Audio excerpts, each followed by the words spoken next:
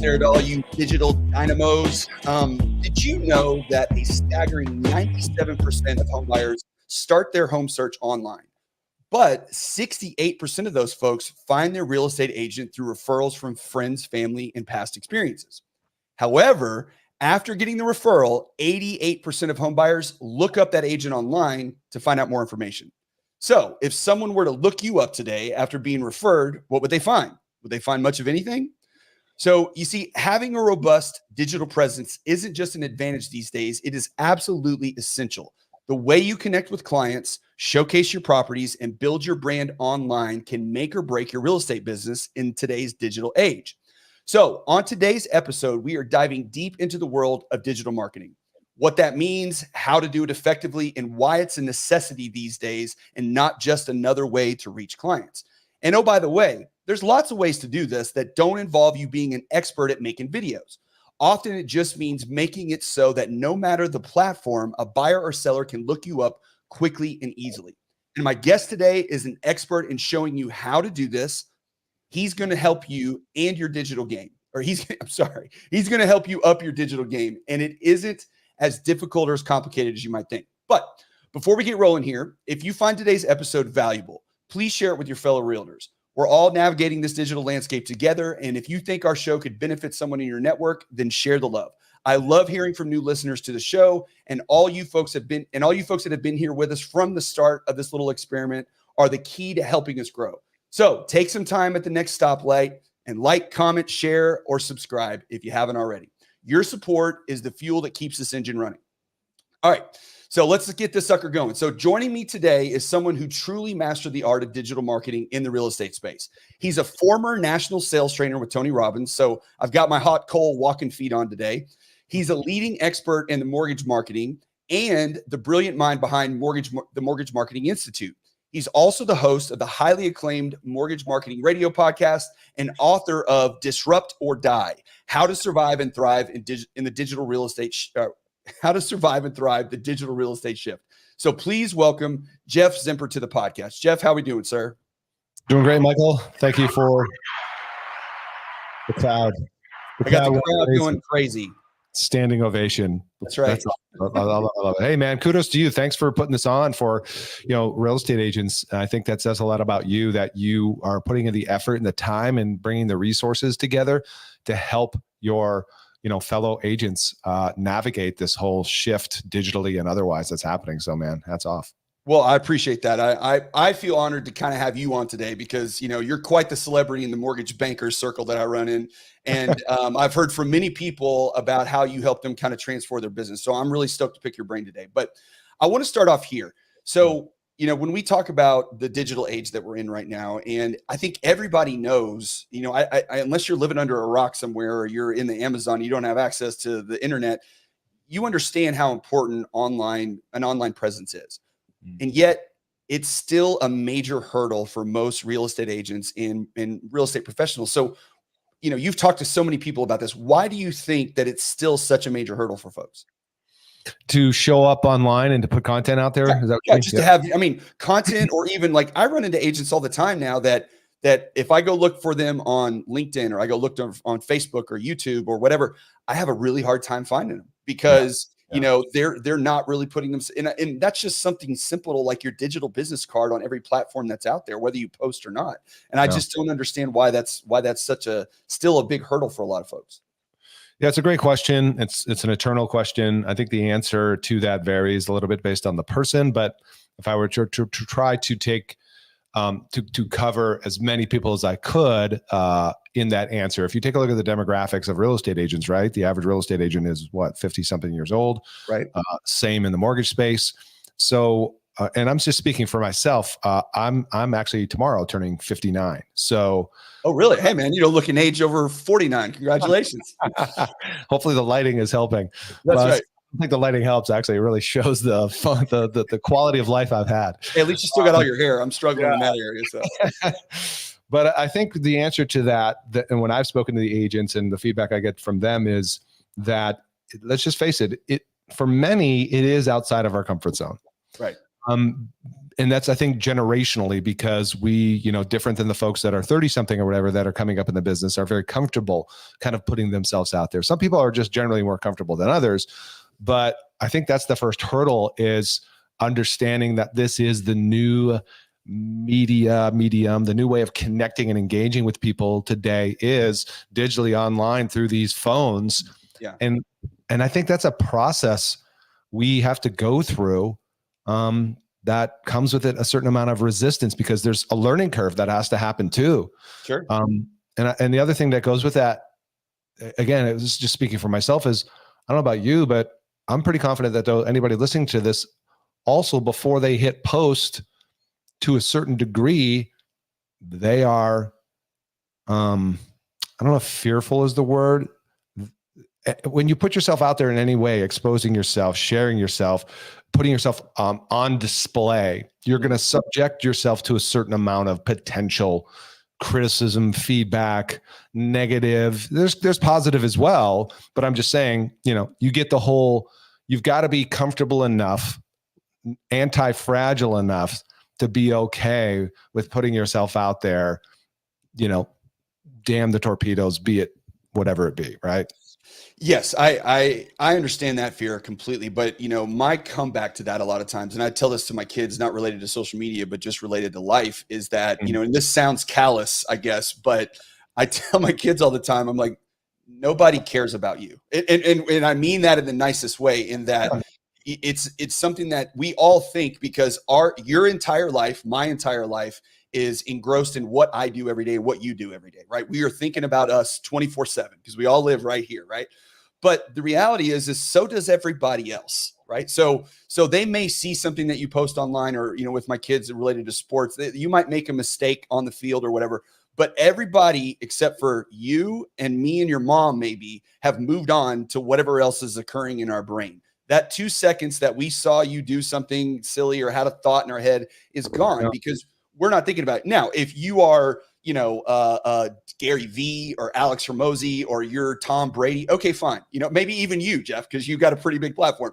There might be some, negative feedback that you experience because people like to be trolls. But for the most part, until you get to a level of, velocity that so many people are watching you, it seems to be that the vast majority of comments or reactions or whatever you're going to get is going to be positive, because it's going to come from your network of people that want to support you. And I think that, it is a hurdle, like you said, but I also feel like it's a perceived hurdle that's not really reality until you get to a certain level. Well, how many of the hurdles we create in our lives are perceived and created by ourselves, right? Yes. Versus reality. 100%. But it's still the, it's the fear of, like, I know Gary Vee, as you mentioned him, his answer to that question is fear of being judged. Yeah. Because, what if, I was going to say, we tend to judge by the wrong metric, which is my video didn't get any views. Yes. Like my post didn't get any engagement. And we're judging that as the success metric. And I think that gets in people's head of like, well, because we're always comparing ourselves to these people so far ahead of us, Gary Vee or whoever. And it's like, we're comparing the fourth quarter to our friggin', we're in the locker room still. Yeah. We're in the minor leagues practicing. And yeah. Right. So we're doing ourselves the disservice. And one quick takeaway, that the way I sometimes play this game with myself is like, I always say to myself, if I'm showing up to serve, I can't lose. Right. So if I'm just showing up to serve, to somehow deliver something of value to somebody, whether it gets 1 view or 1 million views, I win no matter what, because I'm living on purpose, so to speak. Right. You're out there serving your own purpose, regardless of what anybody else is saying or doing or whatever, which, at the end of the day is key to most things in life. Because if you absorb yourself with everybody else's thoughts and concerns about what you do all day long, you're going to be a very unhappy person. So never leave the house. Yeah, my favorite, this is my NFT shirt, because we were talking about digital stuff today, but I have another shirt that a friend made for me that I love. There's a little girl on I've seen her on TikTok and Reels and whatever, but it's this little girl in the backseat of her car putting her buckle on in her seat, in like her car seat, and her dad's like, "Hey, do you need some help?" And she's like, "No, I got this." And he's like, "Are you sure?" She's like, worry about yourself. And she's back there feeling this. So like the whole video, she's just saying, worry about yourself. So I have a shirt that just says, worry about yourself. Like, don't worry about what everybody else thinks. Be the best version of you can be all the time. and you will get to where you want to go. It may not happen in the amount of time that you wish, because everything takes, effort and consistency and hard work, but you'll get there. And, I'm sure, being a former Tony Robbins coach, that stuff's ingrained in your brain for your entire life, I would imagine. Well, like I said, right, we all have our own little unique experience of the world. We're bringing whatever baggage or preconceived notions and beliefs and that voice in our head. And I think, being successful real estate agent, mortgage originator, entrepreneur, like that is a personal development course in and of itself, because we have to work through so much headspace stuff, to continue to evolve and grow. And there's constant different resistance and challenges and headwinds along the way. And we, like that old saying, it's like survival of the fittest. Well, actually, the truth is it's survival of the most, those who survive are those that are most adaptable to change, and those who can actually learn the new skills, kind of relevant to what we're talking about in this digital shift. So it's not like, are you the strongest or the fastest? It's, are you the most adaptable to change? Those are the ones who actually survive. Yes. And those that persist, you got to wake up tomorrow and keep going. Tomorrow's another day, and you don't get to sleep in for too long. Okay. So I want to start with, when we talk about presenting yourself in a digital manner online and having a footprint out there, everybody automatically assumes that, okay, I got to make videos, I got to be dancing, or I got to make educational videos. It's all video, which again, it is, right? For sure. But from your perspective and what you've seen, what other important factors, like, if somebody's like, look, I can't make a video yet. Okay, fine. Then let's start here. What are the baby steps? Like, how do we get into the kiddie pool of making sure that we're starting to present ourselves in a digital manner, so those clients that are looking for us after they were referred can find us? Sure. Yeah, great question. So we actually do these digital audits, like in my community. I work with loan officers, and they'll do a kind of an audit of the digital, as you said earlier, when we look you up, what do we find? Right. And so my loan officers do that with real estate agents. In the first place, the easiest place to start is your Google business profile. Okay. Period. Because as you know, even if you get referred, people are going to look you up. They're going to want to look at reviews. We all look at reviews like crazy, because we want to know what are other people saying. And so first place is start with your Google business profile. Make sure it's optimized. There's plenty of YouTube videos and other resources for that. But you have to be growing consistently your online reviews there, just from a pure credibility standpoint, because people will judge you by that. If it's side by side, like right now, if you pulled up on your computer, best realtor near me or something, you're going to get different realtors who show up, and they're going to have different amounts of reviews. And then there's the top 3, which is called the Google 3-pack. And so we tend to be drawn to the people who have the more, established presence, recency of reviews, quantity of reviews, full optimized profile on Google, which is the photos and other things you can now do on the Google business profile, listings, et cetera, et cetera. But that is and by the way, that doesn't require you to be on video or dance or do anything other than get reviews and then optimize your profile. So you can actually post listings on Google? Pictures of homes, with a link to different websites. Yep. Wow. Well, and I've always heard, and I don't know, you may know better than this, but every platform, from my assumption, whatever it is, and especially Google, likes it if you use as many of their products and services as possible. Is that a fair statement? 100%. Yeah. And now Google actually is bringing in posts, which is relevant to why should we even be online. Oh, you can post on your Google page now. Sure, you can definitely post on your Google page, but now even a Google search will bring in your posts from social media into that search. Really? Yeah. Okay. So they're the whole web. So there's this thing called, it's been a minute since I looked at it, Google Authority, I believe it's what it's called. Okay. But when it comes to ranking, just, organic SEO ranking, Google is going to look at your presence online. Yeah. Not only on its own properties, but it's also going to look to Facebook, Instagram, and other properties where it can know what you've got for content and recency out there, because it wants to serve up the most relevant search possible.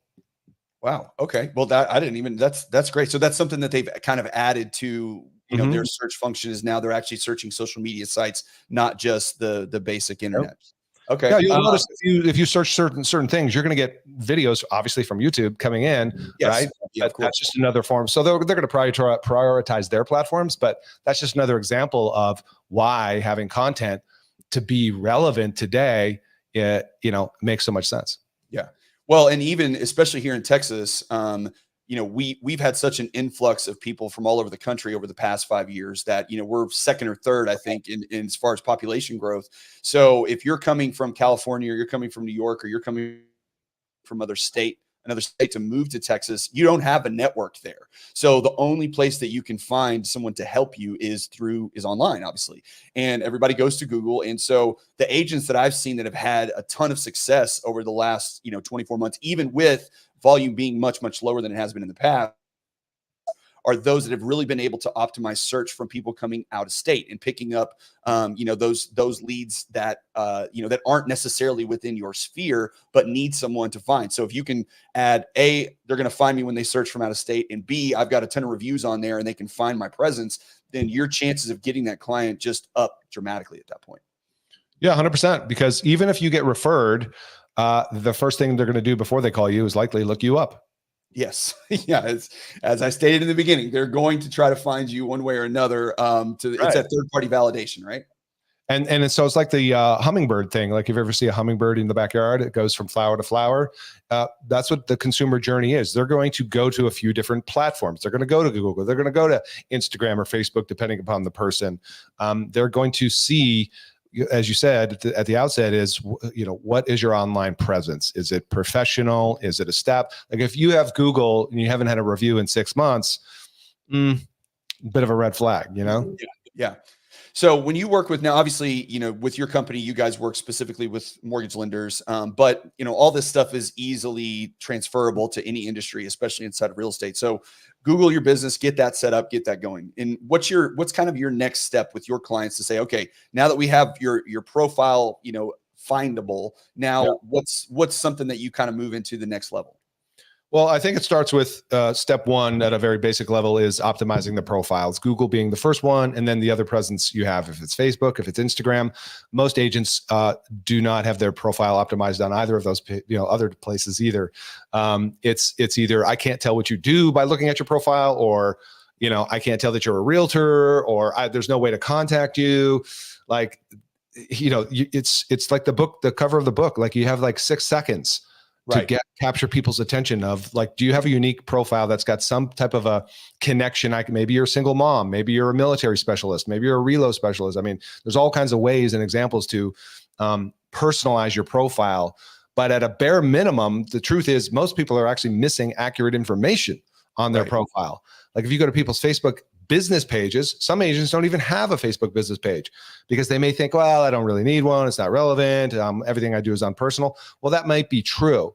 But if you ever want to run ads, you're going to need a Facebook business page because you can't do it from just a personal page. Or if you ever want your cousin's, best friend's daughter who's looking for an agent that's never met you, but was referred to you to find you, well, then that's a good place to be.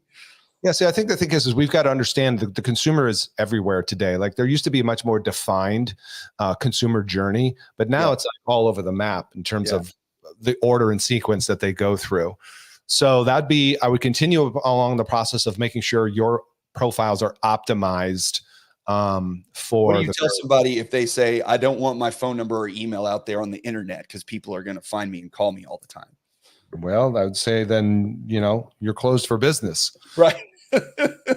I mean, people try to sell me stuff and it's annoying and I don't want to deal with that. Look, there's always different kind of parameters that's why people don't answer their phone today. Right. But I mean, on Google alone, right, you've got the Google profile, you've got people can actually tap a button on their mobile phone and call your mobile phone directly when they go to your Google business profile. I think you want that, I think so. You want to reduce friction. Too many people want to be a secret agent. And look, I'm not here to judge. Like if you are the person who wants to do like 3 deals a year and you're cool with that, fine. Right. But if you really want, like I'll keep using this phrase, optimized presence, then you need to be reachable. You can put parameters around how people contact you. Maybe that's a Google phone number instead of your direct cell phone or something. Right. But you've got to make it easy, reduce the friction. Okay. Are there, in your opinion, are there any platforms that you feel like right now are particularly advantageous? Because, when we talk about when we get actually into social media platforms, whether it be LinkedIn, Facebook, TikTok, Instagram, any of those, Pinterest, Reddit, whatever, there's a ton of them. So you can't be all things everywhere all the time. You can, like you said, optimize your profile on all those pages. So if someone's a Reddit user, they can find you. If someone's a LinkedIn user, they can find you, whatever. You may not have a lot of posts, a lot of activity, but you're there, right? Mm-hmm. So the advice that a lot of, marketing experts, social media people give is, focus on one platform, because if you get really good at that one platform, it's just like niche marketing. If I'm really good at selling to relocation people coming from California looking for a farm and ranch, then I'm going to have a much better presence than if I'm just a realtor in Texas. So is there any particular platform that you think, especially in this day and age or today, I should say, is more advantageous than others? Because like even with Instagram, right? Everybody loves Instagram, but Instagram's got to a place where it's kind of tough to make a lot of headway there, because that's where everybody is, especially in our space.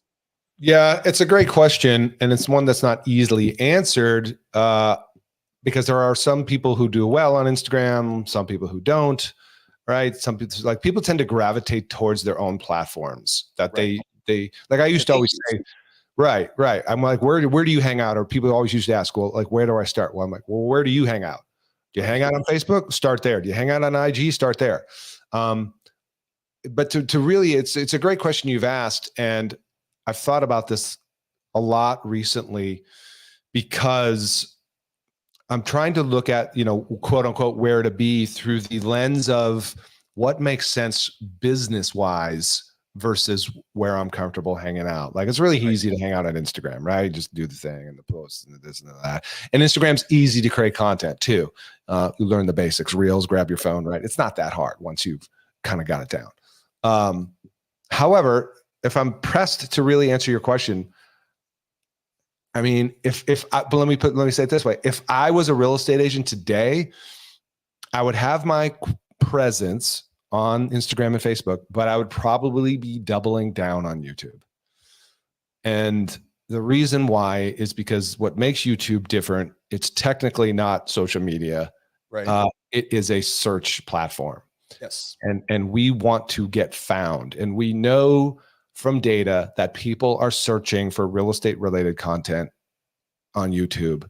And by the way, I don't know if you've seen some of these studies, but I also know that first time home buyers, next gen, YouTube is, I think, just beyond friends and family, the second place they go for financial information.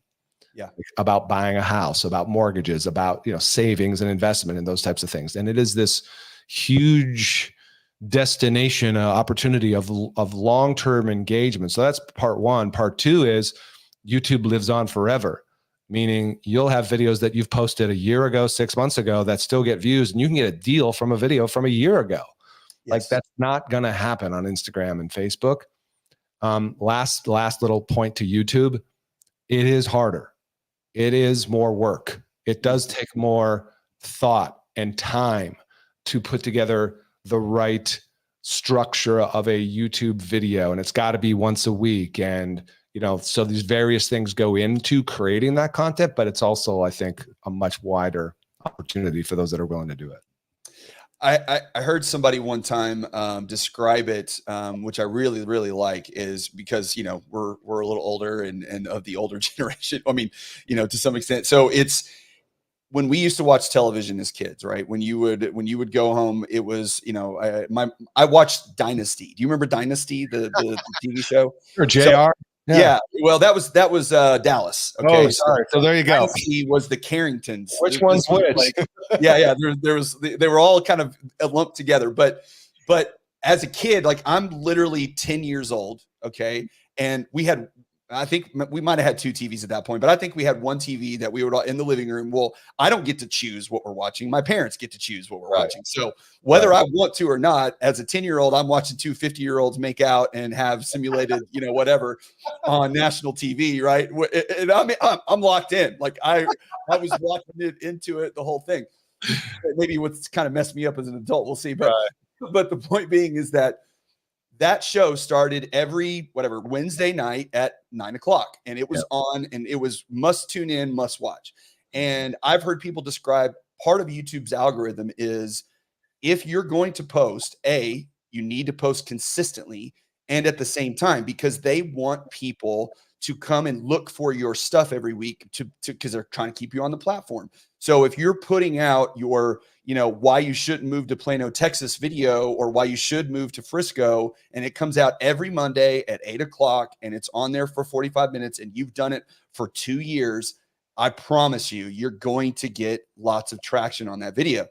Now, where people get frustrated because we all have this, this short attention span, again, thanks to all these platforms, we can't focus on anything longer than 30 seconds, is when you aggregate that over the long term. If I post for 6 months even, and I'm get frustrated because I'm still sitting at 100 views or 200 views or whatever, and I don't change anything or do anything different, I just keep, you can get frustrated and people tend to give up. And I'm sure you've seen, especially doing the podcast stuff, is when I first started doing this, I would go look for, okay, what other podcasts are out there in my niche? Where can I fit in? And I found a ton, I found a bunch of them. And then I would click on it and I would go to it and there would be 7 episodes or there would be 20. Right, and then that's it. And then they just gave up. And it's just like, you can't win this game in the short term. It is a long-term game. And when you go look at those that have been consistently posting for 5 years and are out there, those are the ones that are winning right now, not the one that just started 6 months ago and all of a sudden went viral. It happens, but it's very rare. Yeah, no, it does happen. But I think that's why I remember I interviewed Sean Cannell. Do you know who he is? I do not. It's pretty big. He's got a YouTube platform called Think Media. Works with real. I know that platform for sure. Yeah. Yes. So very successful YouTuber. I think he has over 1 million subs on that one channel. Oh, yes. I've seen a bunch of, he's got like a kind of grayish salt and pepper beard kind of. Yeah. He sits at a table in a room and talk. Yes. I've watched many of those. Here in Vegas part-time. But anyway, I had him on the show and I remember that's what I said to him across the table. I was like, man, YouTube is hard. And he's like, yeah, it is hard. Right. And that's why most people don't do it, because everybody wants, like you said, the easy button thing. And if you're willing to, I think that's the other part of your original question is kind of like this conversation around why do not enough people get on the bandwagon and really get going with this whole digital presence thing? Yeah, it's work. Yeah, it's hard. Yeah, you've got to learn these new skills and adapt and like get comfortable putting out video. And it's, I'll tell you, for me, as I told you before we hit record, I started refocusing on YouTube. And I'm using like these different platforms recording. And it's just like, oh my God, it's been frustrating to learn how to do this and this and this. But you got to keep the big picture in mind. Like, why are you doing this? If you aren't following real estate agents and or the people that help them sell real estate from YouTube, you should. Yeah. Because sometimes you need to hear the success stories of so-and-so who closed this deal or that deal, or now they're getting 40% of their business from YouTube, right? Yeah. So there are people winning, as long as you're willing to stay in it long enough, you'll win too. I want to shift gears just a little bit into, something that you wrote about in your book about, lead generation strategies, because, these days, especially with the market, I mean, we went from literally the hottest real estate market in the history of the planet to one of the slowest markets in the history of the planet. So, and in a very, very short amount of time, which is unusual. So, a lot of realtors have left the business. A lot of lenders have left the business. Everything's kind of, grinding down. We're hoping rates turn around, all that kind of stuff. But so finding customers right now, because we all network our sphere, right? Everybody. But when your sphere goes from having 1 or 2 people call you every week to look for a house to 1 person calling you every month, okay, you got to start looking outside that sphere and trying to find people that you didn't reach before. So give me some of the, the hierarchy of how you feel like the most effective way to generate leads using this type of media is, based on what you wrote in your book. Yeah, great question. Obviously, okay, so you covered the spheres thing. So you're asking outside of your sphere, where else can we find opportunity? Yeah. Yeah. That's going to go back to having content and presence online. I think you have to get really clear about who are you serving? Like, what problems are you trying to solve? Identifying your audience. Yeah. Like, what are the problems you're trying to solve? Like, you can't just say, oh, I'm a real estate agent. Like, right. So what? Big deal. For who? And not just for who, but what problems do you help them overcome? Because that will fuel your content strategy. And determine who it is that you're really, really trying to reach. So get clear on that. Number one, there's this saying that, you're most equipped to help the person you once were.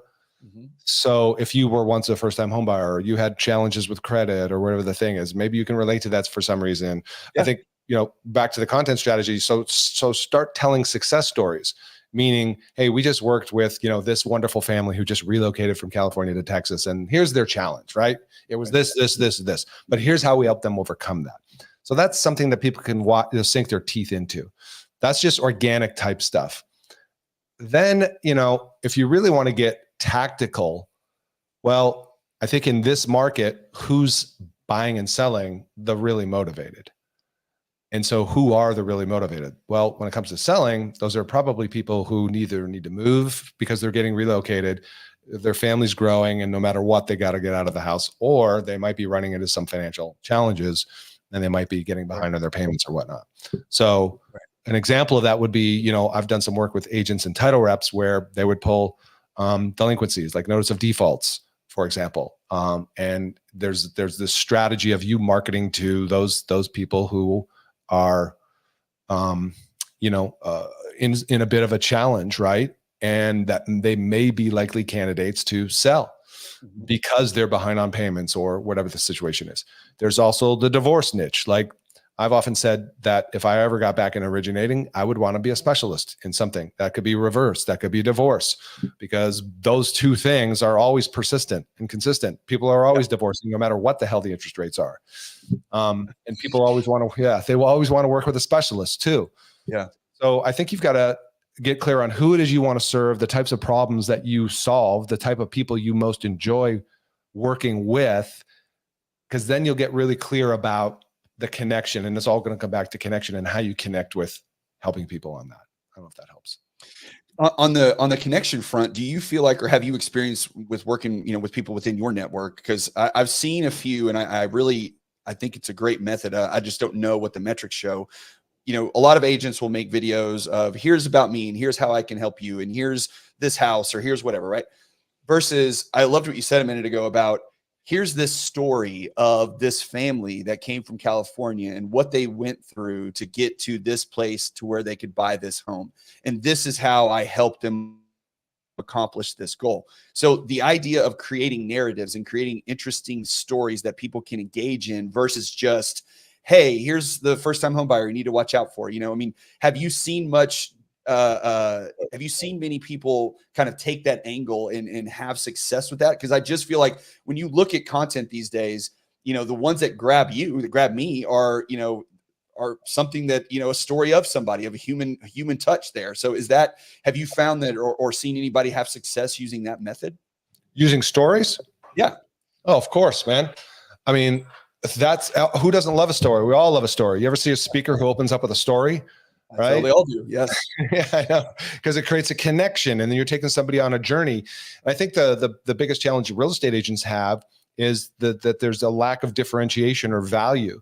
Like, why should I value your service? I just pulled up a slide from one of our presentations. It was from a survey done by 1000 Watt Consulting. And they said, why do you feel the services of a real estate agent are not necessary when buying a home? 45% said, because I can find homes myself online and tour them at open houses. 38% said, because it seems simpler to me to just work with the agent representing the seller. Believe that? I actually, I can. I mean, it's crazy, but I certainly can, because that's just, that's how consumers look at it. So again, this comes back to being informed. Like, are you a student of the market? And so what would be the answer to content on this? How would you respond to this with content? You would tell a story of something, and I'm just looking at my slides here, but a caption might be, Zillow search, easy. Successfully negotiating with sellers in today's market, hard. We take care of the hard part. Or you do a story that says, hey, you know what? On the surface, it might seem easy, right? But then you got to give a little behind the scenes in terms of like what goes into a successful transaction, negotiating and closing deals. Like this whole thing of like sold in 6 minutes, like needs to stop, because if it's that easy, what the hell? I'm going to go for the 2% listing service. Right. Or how do you feel about the, I'm the top 500 realtor in the country, and here's all my trophies, and here's the 20 homes I sold and my revenue. What do you think about that type of posting? I mean, everyone wants to work. That's where the Google reviews actually comes in bigger than that.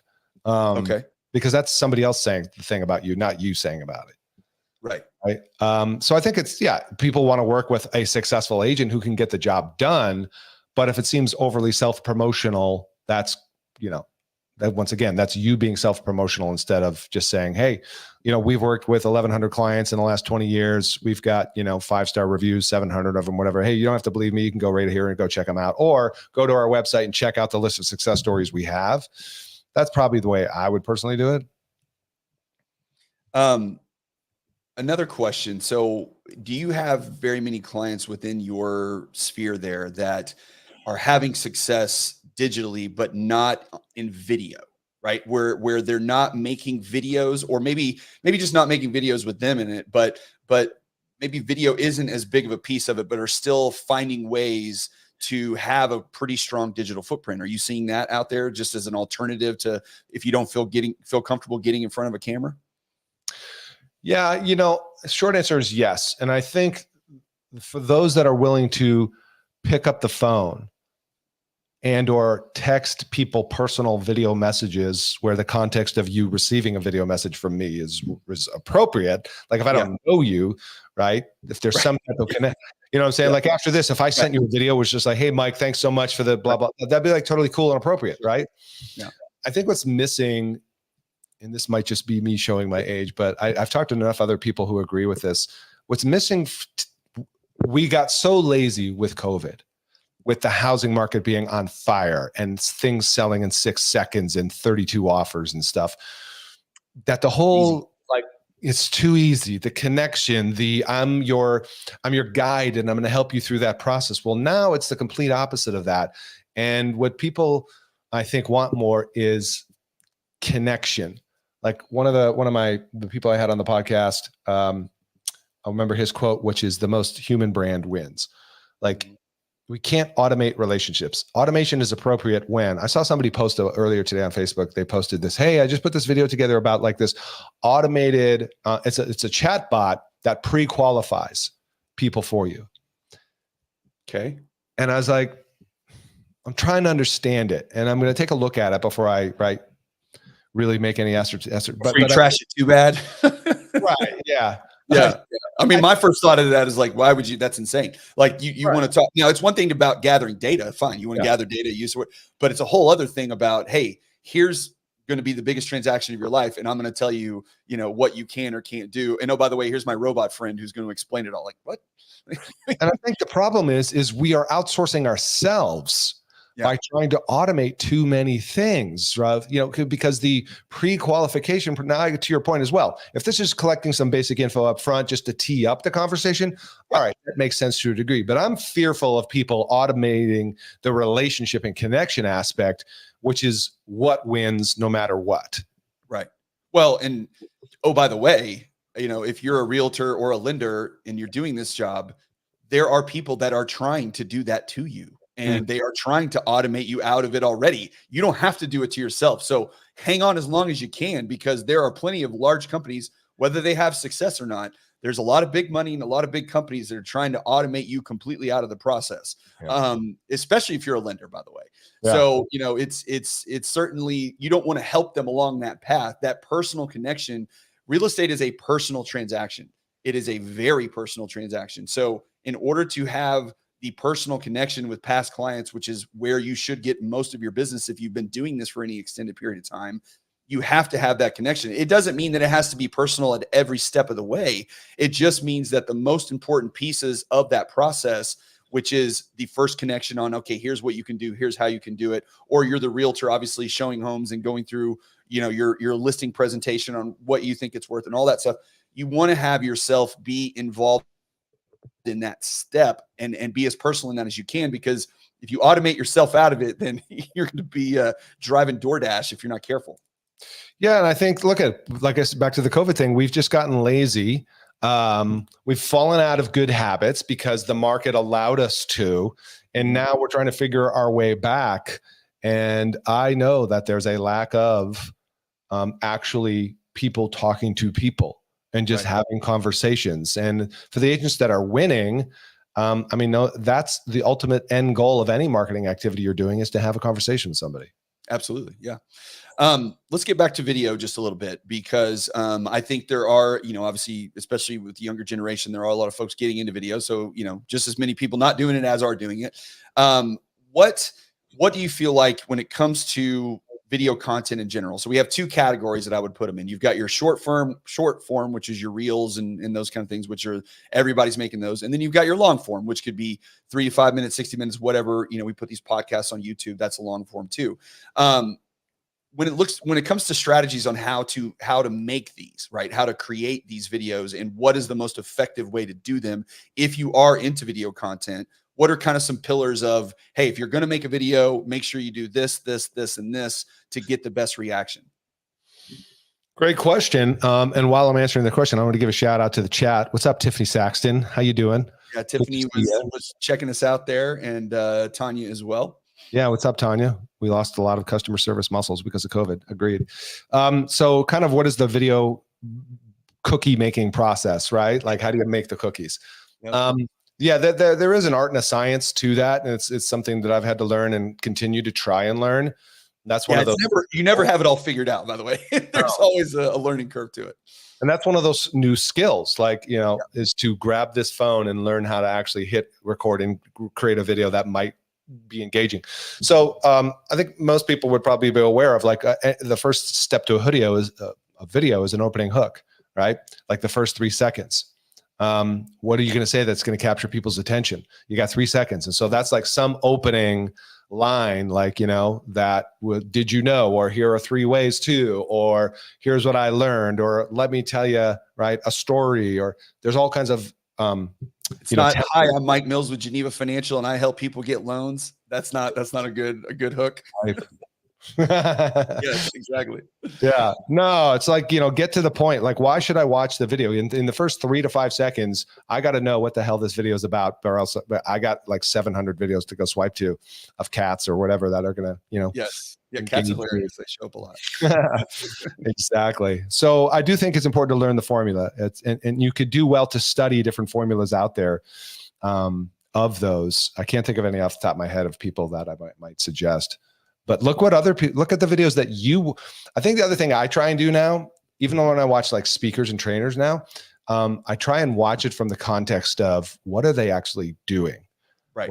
Because any good speaker, any good presenter, salesperson, and this includes you're presenting on video, if you're doing it, yes, there are the percentage of times where you're just like stories. Stories is just off the cuff. Hey, here I am standing at Walmart. Can you believe this? Whatever, right? That kind of random. Those are great for stories. But the more structured videos like Reels and the long form content like YouTube and stuff, those follow a formula of opening hook, right? The payoff to watching the video, like what is the video about? And then you get into it, if that makes sense. Yeah. Yeah. You have your hook. Why am I watching this?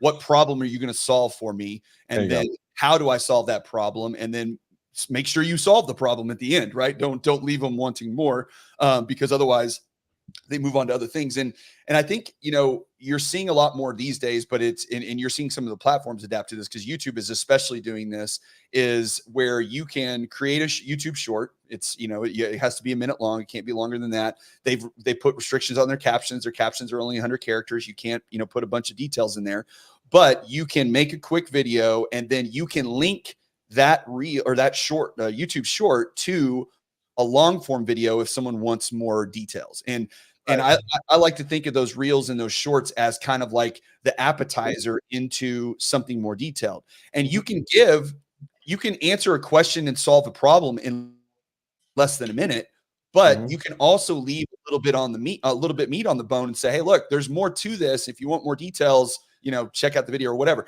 But those short form videos, you don't have to solve the entire problem in 1 second or give all of the details to it. In fact, in a lot of cases, I think it's better to kind of leave a little bit of, give the answer, but there's a lot of steps to this that I couldn't go into in 60 seconds. So, here's another video you can check out if you want to get a little deeper into that.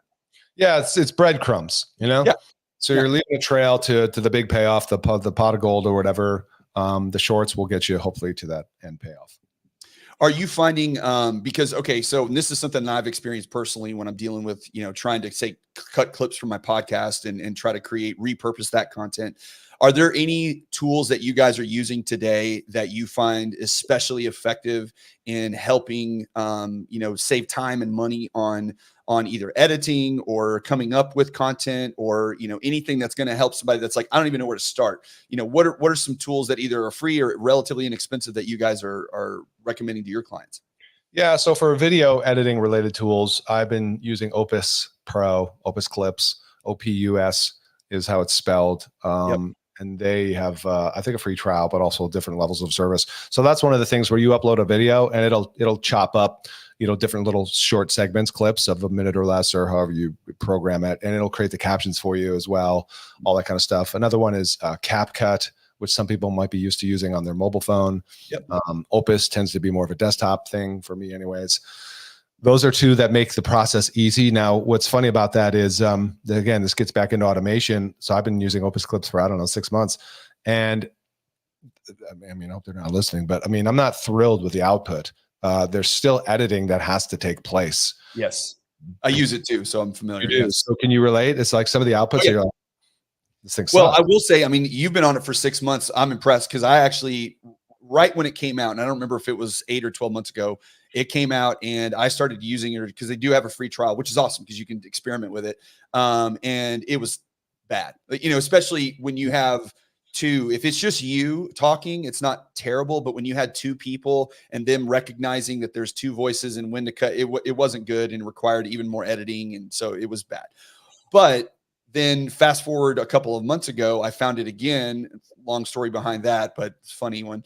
I found it again, and today it's much, much better. And now they've added features in to where if they give you a clip, you can actually go back into that editing and you can pull up the entire script and go back and add a part of that clip based on the text. So if I reference something and then because I do this a lot, I'll start it down a road and then, chase a squirrel for 5 minutes and then come back to it.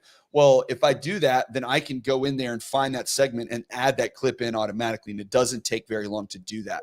And now they're adding in AI to where they're giving you B-reels that you can have on there, where it's a picture of, like I did a story about Target in my last Target cutting prices. And so I did a clip with that. I just posted on social media today, and it's got little, a B-reel of like the grocery store aisle. I didn't have to search for it. It just was already there. It took 2 seconds for them to do it. Now I do take it into CapCut and add a few other branding, pieces to it to kind of make it my own. But I think a lot of this video editing stuff is very much like once you get a system or a process in place to do it, it doesn't take as much time. Now, obviously, if you can hire somebody, right, go for it. But if you're doing it yourself, I think, it's all about creating a system and a process to use these tools. Yeah, I think the short form video is an easy place to start, right? Because typically a minute or less, and it's very easy to get scale. And I think that's one of the biggest hurdles people need to get through is get comfortable creating, like you said, a system, get in the habit of creating. Like just a few minutes ago, I had to remember to take a picture of us on a screenshot because I'm going to post that, right? I never remember that. Yeah. Believe me, it took me a long time to remember to friggin' do that. So Opus, I think, as you said, it keeps getting better and better, which is great. So try that out. Try CapCut. Those are there's one called Munch, I think, as well too. That's out there. SEMrush. Oh, actually, SEMrush might be SEO, but there's a ton of AI tools out there for video editing these days. Yeah, so that's where I would start, something like that. And if you can afford an editor, by the way, they can be very cheap on like Fiverr, FIVERR.com. You can find somebody who can edit. I think I was getting videos done for like $30 a video. Yeah. And that was a long form edit with like 3 shorts cut out of that long form. Oh, wow. So they took the long form and then gave you 3 shorts and it was $30. Well, that's pretty good. Yeah. The ones that they're like, we'll charge you $25 per short. I'm like, I don't know if that's going to be worth it. But no, there's some good deals out there. But in the beginning, for most people, just start editing your own. I want to get you out of editing as soon as possible, though. I've always believed that you should not be into editing. You should be into creating and outsourcing or delegating that to someone. I personally just recently I've hired my son to do some editing. So I tried to hire my daughter. She wasn't going for it. I'm hoping down the road I can convince her. She's still 16. She's got way more important things to do. Right. Well, my son needs money. So yeah, exactly. Yeah, it's the editing part. I am a big believer in outsourcing and delegating. However, I will put a caveat on it and say that in order for you to understand the value of what you're paying for, you need to understand the work and time that it goes into doing it. And so having, at least if you understand the concept of it, because, I've used like Final Cut Pro, which is like a Apple software for editing. There's a Adobe Premiere, I think is what it's called, that you can use. And that's like high level detailed editing with a lot of pieces to it. But that's a lot of work. It takes a lot of time. But it wasn't until after I'd done that a few times where I was like, all right, I know how to do it, but it's not something I want to spend 4 hours working on, because that video is not worth 4 hours of my time, when I could focus on other things and other lead generating activities around it. Yeah. Are you guys incorporating, these days AI is taking over the world. So are y'all having much incorporation with that? How deep down the rabbit hole are you guys going with that? Always a student. And me personally, I'm not one to go all in on anything. I'm cautiously optimistic, if you will. Okay. Meaning, I think there's definitely very strong use cases for AI. I've already been using it for me to create content, to create sales letters, to create emails, to create, a bunch of different things. However, I don't think it is the easy button. And it's not intended to, it's just intended to, like, depending upon the use case, right? It's like, it's a good starting point perhaps to launch, to get some ideas flowing. Or like, for instance, I have had recently this past week, I've had it generate a couple of logos. Yet it still requires further human involvement, right? To continue to edit it but it is so far for me a big time saver. We've definitely been coaching and teaching agents how to use ChatGPT to create content. So it's great for, creating social media posts and different things around that. But once again, the thing we always teach is always edit the output, because it's becoming very obvious what is AI generated content. Yes. And you can tell by reading it, because it uses the same words over and over again. So just like the case of creating videos in YouTube, et cetera, it's going to require continual fine tuning, softening of the edges and things like that. The thing will continue to get better, and it'll, quote unquote, kind of maybe learn you over time. And there's various ways you can kind of coach GPT to do that. But no, I'm a huge fan of it, used in the right way. Right. I do want to get your opinion. We've almost blown through our hour here, so things gone by fast. I want to get your thoughts, because you've been in the business for so long. And this is something I pretty much ask everybody these days, with all the NAR stuff going on. So with the changes that are coming, with, how agents can represent commissions online and all these buyer rep agreements. And there was a story that came out the other day that there's a brokerage I can't remember the name, in Florida, I think, that they've gone to, if you're listing or a buyer's agent, it's a $10,000 flat, and that's it. There's all kinds of different versions of what we're going to see. And I think over time, the market will adjust and start to see how those buyer's agents are repped. But what do you think this is going to do for the industry as a whole? Is it a positive thing, a negative thing? Is it, where does this go, and how does it impact everybody's daily lives? Another great question. I'm trying to think, how do I want to answer that, to be honest with you, right? Because I'm cognizant of the audience, because look, there's various responses to this out there, as you know. I like the truth. That's what I like, regardless of if it hurts somebody's feelings. Because I have my own opinions on it, and I've said it multiple times. Anybody that's listened to me on here, so I'm curious, because you're in this business for 25 years, and you see the mortgage side, you see the real estate side, you talk to people from all walks of life carrying high levels of influence in the industry, and I know that everybody has a thought and is concerned about it, and there's some from nothing's going to change all the way to the whole world's going to change, and the answer is it's probably somewhere in the middle, and nobody really knows. So at this point, it's just conjecture. Yeah, exactly. All right. So, I think the first way to answer this is that it comes down to, it's not what happens, it's how we respond that matters. Right. And so what I'm seeing is three different types of responses. One, confusion, lacking a plan. Two, complainer, resisting change. And then three is confident, clear on their value. Yeah. You got to decide which camp you are going to choose to be in. Yeah. I think the other takeaway is that the fundamentals don't change. Like there's so much noise and everything around this whole thing. It's just like, it comes down to still what we said earlier is the fundamentals of like helping people solve problems, and those that can articulate how they do that and the value that they provide will always do well in any market. I think that's the missing link, as was pointed out earlier by Tanya, is that, you know, we've lost those muscles because of the greatest market in real estate in forever, that it didn't take any skills, I'm sorry, to succeed in the market. It didn't. You needed a license. That was it. And you needed to stand in front of the wave of business that came at you, and you did well. Well, guess what? You are not as good as your success showed during the time that we had. And you're not as bad as your lack of results is showing right now either. Yeah. The question is, how are you going to show up and how are you going to respond? You know, I interviewed Brian Barrero, who's the president and co-founder of 1000 Watt Consulting, which if you don't follow them, you definitely should. They have a newsletter called The Dose. It's very educational with some research where I get a lot of my data from on the consumer sentiment.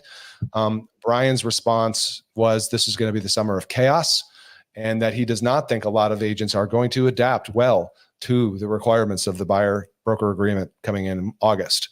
And therefore we will see, in his words, tens of thousands of real estate agents, if not hundreds of thousands, leave. Yeah. However, good news, if you're a mortgage professional, that means you'll be getting more referrals from less agents.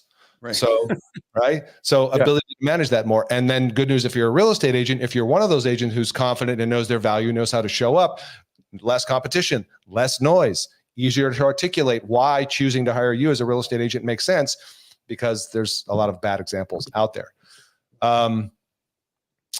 Yeah, it's going to be crazy because we're already seeing sellers. And again, I'm seeing all kinds of things across the board. Some states already have buyer broker agreements, but they didn't require compensation to be put in there. Now they're going to. I'm seeing on some of the, what do you call it? The feeds out there, Facebook groups and all that, where some agents are like, business as usual. Seller agreed to pay the buyer agent, 2% or whatever this. And then you're seeing some stories where they're like, nope, seller's putting his feet in the ground, not willing to pay agent anything.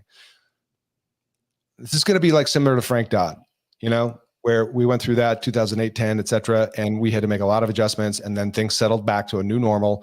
We're going to settle back to a new normal. I do think big picture though, ultimately, I do think it is a good thing for the consumer, for transparency, and to separate the compensation, uncoupling of the compensation. And so that's forcing agents to get better at their value proposition. And it's also probably a better deal, for a seller. Oh, and the other thing Brian Barrero, and I this is why I love interviewing people, because he knows more than I do. Brian did say he expects a slight or a marginal compression on buyer agent compensation. Right. Yeah. We're going to see the average buyer agent's compensation come down.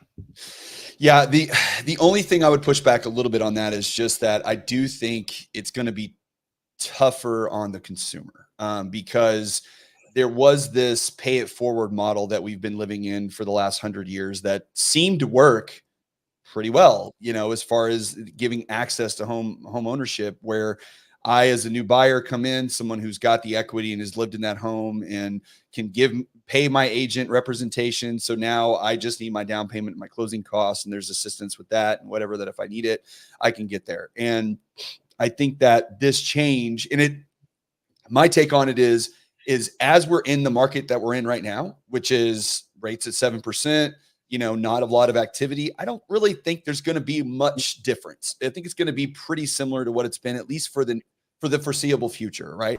Mm-hmm. Until that changes. And when that changes is everybody wants rates to come down, me included. Okay. But when that happens, we're already short on inventory, right? We have less than 4 months of inventory in the market across the country. Texas has like 3.2. All right. And that includes new builds that aren't finished yet, by the way. So you can't even move into some of those homes.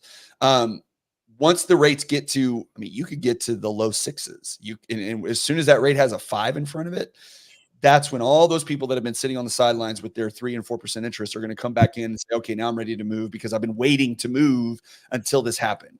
And then you're going to see prices escalate again because it's been the slowest real estate market in 40 years, and prices have still gone up 4% or 5.5% or whatever it is all across the country.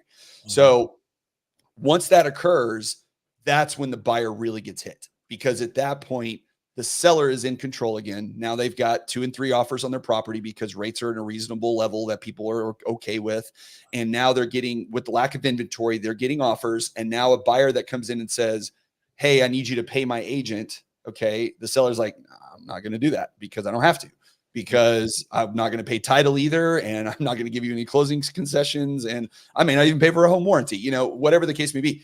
Like, that's when the shift occurs. And that's when I think we start to really feel the brunt of this, being the buyers. Sellers are great. They're going to make out like bandits to some extent until they go to buy again. But, and it'll be, in my opinion, the way it looks right now, I think having a buyer's agent in, say, 5 years, when we look back, will be somewhat of a luxury, because if I sell my house and I've made $100,000 or, have that equity there, paying a buyer agent, 10 grand or 5 or whatever it is to help me find a house so I don't have to mess with it, is going to be more than worth it. Right. But if I'm a first-time home buyer, or my cash position is low, or whatever the case may be, which is affecting a lot of people, then I'm not going to have a lot of options. And then I'm going to be back, like we said in the very beginning, of that second person in your survey that said, well, it's easier just to go to the listing agent because they're already there. Yeah. That's what's going to happen. And then again, the listing agent represents the seller and is their fiduciary responsibility. They're not there to represent the buyer. And I think that's ultimately where buyers get hurt. Yeah. It's still going to be here. People are going to buy and sell homes forever. It's not going away, but how it's done and who gets impacted and who gets benefits and who doesn't, that's what still remains to be seen. But that's just my 2 cents on it, essentially. Yeah, I think it's like you said, there's a lot of variables in that are yet to be played out. I mean, some states don't allow dual agency, right? So, and then there's going to be new business models that sprout up, which is, like you said, flat fee. I'm already seeing some of them, flat fee buyer brokerage, and all they do is work with buyers, right? And so, but then again, with financing for the lenders, you can add the buyer's agent compensation to the purchase price, and that's where being a savvy, fiscally literate person can use tools like Mortgage Coach or MBS Highway to represent, like, what does that mean if you add 10 grand to the purchase price? You think that blows up your payment? No, it actually doesn't. I can show you how it's only an X 20, 30, whatever dollars a month, but we're playing the long game, 5 years of equity. What do you got? So I think this is just to put a cap on this, seeing as you mentioned, I love this topic of the NAR settlement. To me, this is the greatest opportunity I have seen in the last probably 5, maybe 10 years for the originator to become such an integral part of the agent's process on the listing side and the buy side as well. No, I would agree 100%. Well, that's a great place to end this. I don't want to be, I want to be very cognizant of your time. You're a busy guy, you got a lot going on. So I can't thank you enough for being here and walking through some of this stuff with us. If you guys haven't checked out his book, please do. We got multiple books, obviously, but, and tell everybody, how to reach you, about your program, where they can find you, and what services you guys offer. I think the simplest thing to do is, if you like what you've heard today and you're curious about, more of these types of conversations, check out the podcast. Go to Mortgage Marketing Radio, look it up on Spotify, Apple, wherever you listen to podcasts. That's where I suggest you go first. Tune in there and enjoy the show. Mike, great job, by the way, and thank you so much for having me. No, thanks, man. It was my pleasure. Well, listen, we'll definitely have to do this again, because I think I wanted to get to so many things, and an hour goes by so fast, and I just want to touch on a few little pieces, but there's so much depth to all this. And, obviously you guys have created an entire business around this, and there's so much to it, that it's a great resource. And, I think anybody that wants to get deeper into this really needs to check that all out. So I hope everybody has a great weekend. It's storming like crazy here in Texas. If your trees haven't fallen down, consider yourself lucky. If you still got power and you can see this, you're doing well too. I'll be back on Tuesday with another market update, and I hope everybody has a great week, and we'll see you next time.